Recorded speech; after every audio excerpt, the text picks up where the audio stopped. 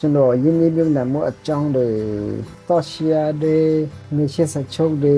အကြောင်းပြောပြပြီပေါ့နော်ဒါပေမဲ့အဲ့ဒီကြားထဲမှာကျွန်တော်ခဏပြောနေတဲ့ငွေကြေးဖောင်းပွားမှုငွေကြေးဖောင်းပွားမှု inflation အဲ့ဒါတရားဘယ်လိုလဲဆိုတော့ကျွန်တော်ခုနလေးနဲ့ပဲလေးလာပြီးတော့လိုက်ရှာပြီးတော့စာဖတ်ကြည့်တယ်ပေါ့နော်ဘာကြောင့်ဒီ inflation တွေကငွေကြေးဖောင်းပွားမှုတွေကရှိရတယ်လဲဆိုတာဖတ်ကြည့်ရင်လည်းစိတ်ဝင်စားစရာကောင်းတယ်ဟုတ်ကဲ့ပါအားလုံးပဲမင်္ဂလာပါခင်ဗျာကျွန်တော်မော်ပြပါဒီငွေကြေးဖောင်းပွားမှုကြောင့်ငွေချင်းတို့မေးကြည့်ရမယ်ငွေကြေးဖောင်းပွားမှုကြိုက်သလားဒါမှမဟုတ်ငွေကြေးဖောင်းပွားမှုမရှိရင်ကြိုက်သလားဒါပေမဲ့ခုနကျွန်တော်ရှာဖွေရတဲ့ငွေကြေးဖောင်းပွားမှုမရှိလို့ရှင်ငွေကြေးဖောင်းပွားမှုထက်ကြောက်စရာကောင်းတယ်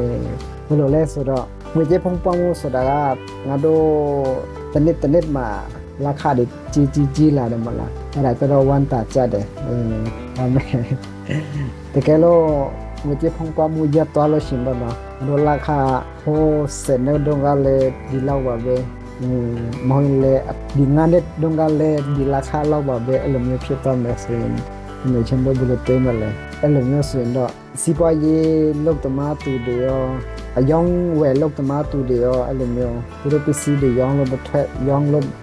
မရတော့ဘူးအဲ့လိုမျိုးဖြစ်သွားတာပေါ့နော်စဉ်းစားကြည့်ပါနော်ကဲလို့ဒီပစ္စည်းကနောက်နေ့ကျရင်စေးကြလိမ့်မယ်နောက်နေ့ကျရင်စေးတော်လိမ့်မယ်အားတို့market ဆိုင်မှာကုန်တိုက်ဆိုင်မှာပစ္စည်းတွေတော့ဝယ်ကြတယ်မလားဥပမာဒီဖုန်းတွေဒီပစ္စည်းတွေဒီစမုကရိယာတွေငါတို့စေးကြတဲ့ချိန်ကျရင်တော့ကြိုက်ကြတယ်မလား50ရာခိုင်နှုန်း90ရာခိုင်နှုန်းဆိုတော့ကြိုက်ကြတယ်ခဏတည်းဝယ်တဲ့ချိန်မှာလူသားရဲ့ဘဝကလူသားတွေကအဲ့လိုမျိုးတွေကြိုက်ကြတယ်အကြောင်းမလို့ငွေကြေးဖောင်းပွားမှုဆိုတာသူများတမင်တတ်ဒီတနစ်ကို3ရာခိုင်နှုန်း2ရာခိုင်နှုန်း3ရာခိုင်နှုန်းတတ်တင်လိုက်တာအဲ့လိုမျိုးခုနကျွန်တော်စာပတ်ကြည့်တယ်ဘာလို့အဲ့လိုမျိုးအကြောင်းမလို့ငွေကြေးဖောင်းပွားမှုဆိုတာဘာကြောင့်ဖြစ်တယ်လဲဆိုတော့မြတ်တော့ဖြစ်ငါတို့ပြည်သူလူထုတွေပဲကျွန်တော်တို့ပဲတကယ်ရှင်တို့လိုပဲအခုလည်းလဲဆိုတော့ကိုလုံလောက်ရှိတဲ့ပစ္စည်းတွေကိုမဝယ်ပဲဥမာမလုံရှင်တော့ပစ္စည်းတွေကိုဝယ်တယ်ဥမာဘာနော်လူတွေကပြောမယ်ဆိုမရှိမဖြစ်လို့အပ်တာဘာမှမရှိပါဘူးစားဖို့တောက်ဖို့ဒါမှမဟုတ်ရင်အိယာရှိဖို့ဒါမှမဟုတ်ရင်လေဒီစေကူတာဖို့ဒီ၃မျိုးလေးပဲရှိတယ်မလားအဲကြောင့်မလို့ဒါပေမဲ့အခုငါတို့၃နှစ်ကြာတဲ့ဘဝတွေကဒီထက်မကအကုန်လုံးဝယ်ကြတယ်ငွေရှာပြီးတော့ဝယ်ယူကြတယ်ဘာတွေရှိလဲစဉ်းစားကြည့်ပါနော်ဖုန်းတွေကားတွေအိမ်တွေစလဲအိမ်ကလည်းတေးလေးဆိုမရအောင်အိမ်ကြီးဒီမဲ့ထလာရမယ်အဲ့လိုမျိုးကြောင့်ငါတို့တယောက်ကိုအဲ့လိုမျိုးဖြစ်နေတဲ့ကြောင့်အကြောင်းမလို့ငွေကြေးဖုန်းကောင်းမှုဖြစ်တာအဲ့လိုမျိုးဖြစ်တယ်ပေါ့နော်အဲ့ဒါကြောင့်မလို့ဘဟိုဘန်တွေကတမင်ငါဘဟိုဘန်တွေကဒီငွေကြေးဖုန်းပွားမှုကိုထိန်းချုပ်ထားတယ်အရင်မဖုန်းပွားအောင်ပြီးတော့လေရန်လေ0မဖြစ်အောင်ပေါ့နော်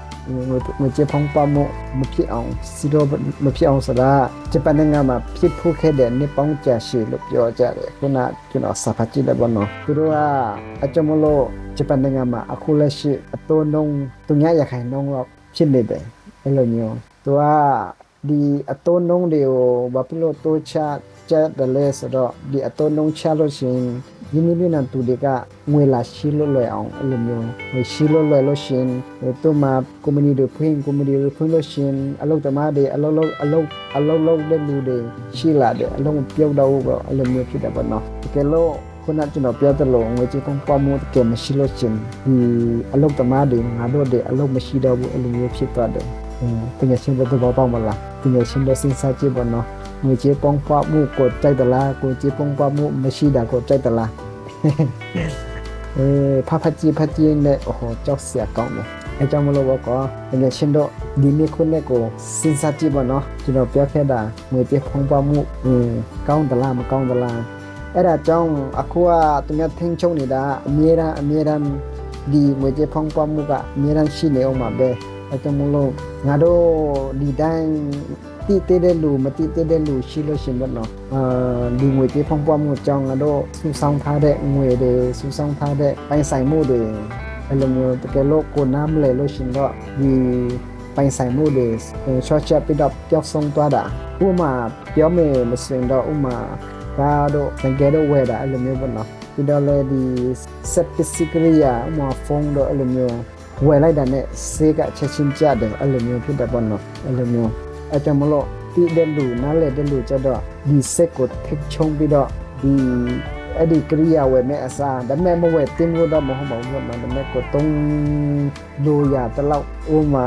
ဒီ Android phone တုံးလို့ရတဲ့အစားဒီ iPhone CG တဲ့ဒီအဲ့လိုမျိုး CG တဲ့ iPhone ဝယ်တာအဲ့လိုမျိုးဖြစ်တယ်ပေါ့နော်အချိန်မလို့ထင်းချုပ်တတ်တဲ့လူဆိုရင်တော့နောက်ထပ်ဒီနေ့လို့နဖို့နောက်ထပ်လက်တော့ပွားတတ်တဲ့လူဖြစ်တယ်ပေါ့နော်အဲ့လိုမျိုးဟုတ်ကဲ့ပါတကယ်ချင်းတော့နားလဲပါမလားမသိနော်ကဲဒီနေ့ကတော့ဒီလောက်ပါပဲခင်ဗျာဒီငွေကြေးဖုံးပေါမှုပြောလိုက်လို့ချင်းဒီနေ့နဲ့မှုနဲ့ပြန်ပတ်သက်တော့တယ်အဲ့လိုမျိုးစိတ်ဝင်စားစရာကောင်းတယ်ဒီလိုချင်းတော့ကဲဒီနေ့ကတော့ဒီလောက်ပါပဲခင်ဗျာလာရောက်ကြည့်ရှုသူများအားလုံးကိုကျေးဇူးတင်ပါတယ်ခင်ဗျာ